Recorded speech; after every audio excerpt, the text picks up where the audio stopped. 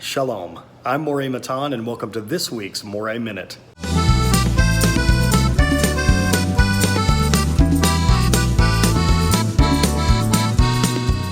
This week our Torah portion is called Terumah, and just as I am in a temporary place right now, I'm in a hotel with my children at their basketball tournament. Both of my kids still living at home have made it to the playoffs, and it's very exciting. So just like I'm staying in a temporary place, this week is all about the tabernacle, which was a temporary dwelling for God. It was the sort of stopgap measure until the children of Israel could build a permanent temple on the Temple Mount in Jerusalem. And we learned this week in the Torah portion about some materials that they used for the building of the tabernacle, specifically some precious metals. We have gold and silver and copper, or some would say bronze. Now, what's interesting is we even today, as a modern world, give out awards for instance, Olympic competition, and the medals we give out are made of gold or silver or bronze. So each of these metals is valuable. However, obviously bronze is the least valuable and gold is the most valuable. Now, there's something very interesting that the rabbis of Israel tell us about these precious metals. Number one, it's interesting that all three of them are needed for the construction of the Mishkan. All three are important, even though one is more valuable than the other two, and one is most definitely less valuable than the other two.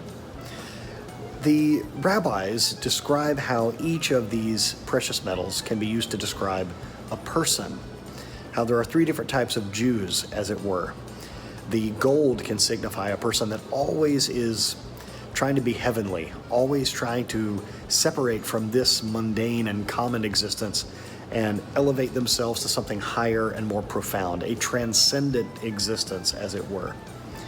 Now, that seems like a wonderful thing. However, we were given physical bodies in this physical world, and it's not God's intention for us to try to escape or to always be lofty and above the things of the physical world. And that's where silver comes in. And silver describes a person that is in this world, but not of this world, but rather what they do is try to reach up, grab those heavenly things, the holy things, and bring them down into earth. And I would say that's what Yeshua did. That was the example he gave us. And I will also say that in imitation of him, that's what we are supposed to be. Living in this earthly existence, but sort of bringing heaven down, as it were. Now, the rabbis also tell us about the third person, the bronze person or the copper person. There's even a mention in the Midrash about how copper or bronze is never used for currency in the Torah. It is so common that it is devalued. Gold is so rare, it's not good to use for currency. Silver is still valuable, but a little more common, and that's why it is used for currency. I mentioned in another teaching this week that the word kesef, which literally means silver, in modern Hebrew actually describes just money in general. If you want to talk about making money, you would say ose kesef, that I want to make money. Kesef literally meaning silver. So it's used for currency. In the United States, we use copper for coins, but it's for the penny. And it takes 100 pennies just to make $1. Copper just isn't very valuable compared to silver or gold. Now, the bronze or copper person, as it were, can be described by someone who is only in the depths. In fact, the word for copper, nechoshet, is closely related to the word nachash, which means snake or serpent. And so the rabbis tell us that we can make a bit of a midrash here. We can make a bit of an object lesson by calling copper or bronze the snake metal. It's the metal that would signify someone who's still in the clutches of the great serpent or Satan. Now, this is interesting because apparently all three are existing in the world: gold, silver, and bronze. We have people that are too lofty that need to be brought down.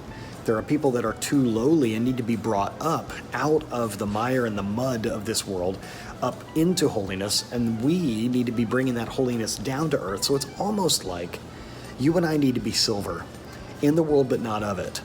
Not like gold, acting too lofty and not a part of this world, and not too lowly like the copper or bronze, feeling like we cannot elevate to the next level. So as you and I try to attempt to be the silver, as it were, what we need to do is to bring heaven down to earth, and those that we see in the depths, we need to help bring them up. As it says in the book of James, to snatch them out of the fire, so to speak.